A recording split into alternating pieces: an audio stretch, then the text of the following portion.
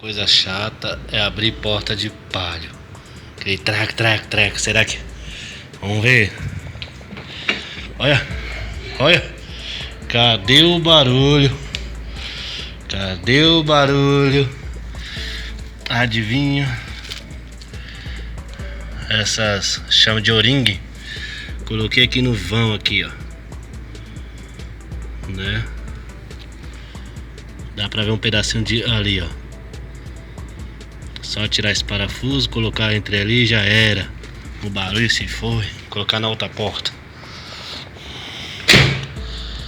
Ai, ainda não coloquei na porta do passageiro não. Vamos ver. Trem das palhas. Vamos ver. O barulho tava lá na porta do passageiro. Agora vamos ver agora. Olha. Parece até carro novo. Aí eu tô abrindo o máximo.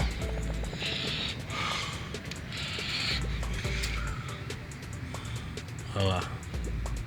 Ficou bem melhor.